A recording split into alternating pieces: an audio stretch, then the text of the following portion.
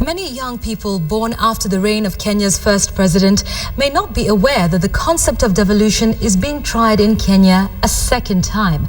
The independence government was a devolved one.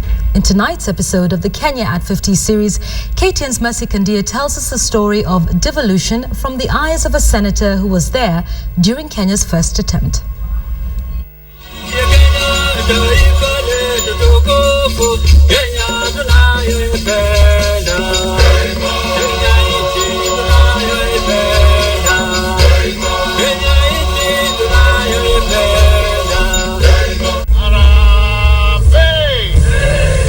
It will be 50 years celebrating the country's independence from the hands of colonialism, 48 of which Kenya enjoyed a centralized form of government. And as the country ushered in a new constitution, the year 2010, Kenyans said yes to a new form of governance, a devolved system of government, one that saw the election of 47 governors, taking the position equivalent to being the president of a county. Is in the finance bill. Unlike the past, where every critical decision affecting the then provinces and districts would be made from the State House, each county now decides on its own priorities. They even have their own assemblies to make own laws. The devolved structure has faced a myriad of teething problems and challenges, especially on the role of the National Assembly and senators. But this is not the first time Kenya has had this form of government.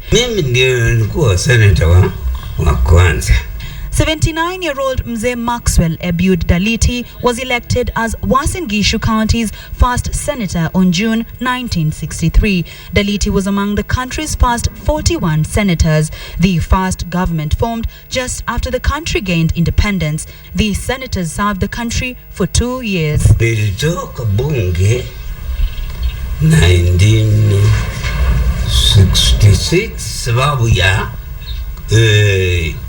Kenyatta tulitaka kuchange constitution na kakata. Nasema sisi ni watu wa kundi lisio tosheka. For the 2 years the senators were in government, their main role, Daliti says, was to watch over and scrutinize all the laws that were passed in the lower house.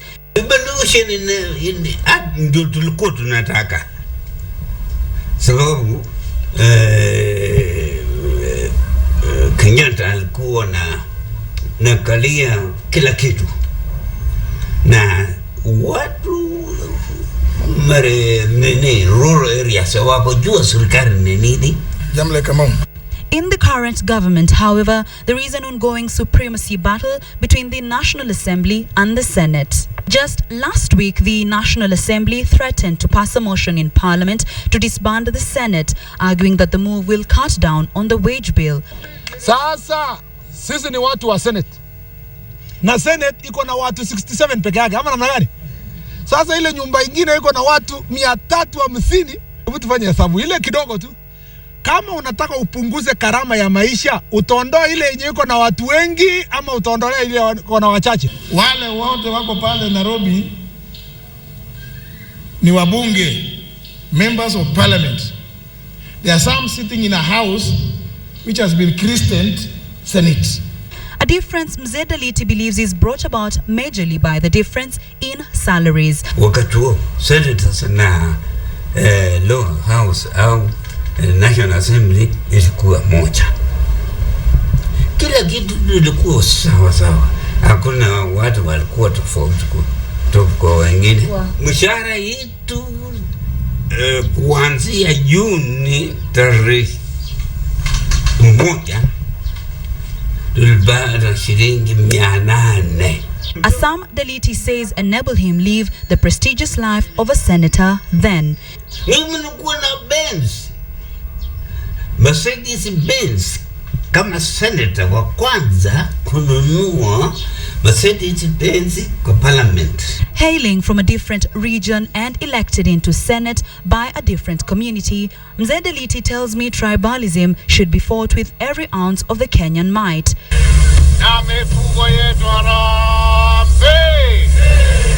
Senator Daliti and his other colleagues would be sent home permanently after the then President Jomo Kenyatta, in his quest to centralized power, pushed through a raft of changes to the independence constitution, but he still believes firmly in a devolved government. Naunga senators was sahi waendelee na wape mamlaka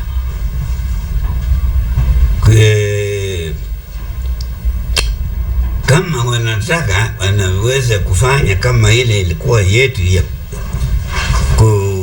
kuangalia makosa kutoka kwa National Assembly, wana correct, wanarudisha huko, hii yote ni sawa.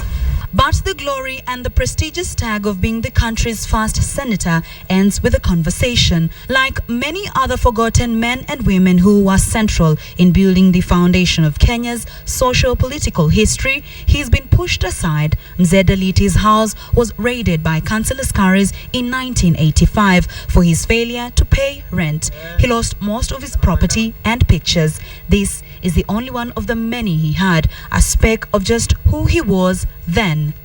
Now spending most of his time with his grandchildren and his wife, Rhoda Jendeka, the ailing senator spends most of his time resting and giving political advice to the young politicians in the region. Kenya celebrates 50 years since independence, a country that is now taking small steps to realize fully devolution under the new constitutional dispensation, a government that may learn one lesson or two from the days of the first senator of Uasin Gishu County, Mzee Mark Daliti.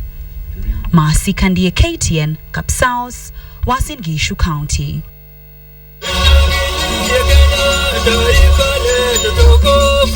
Kenya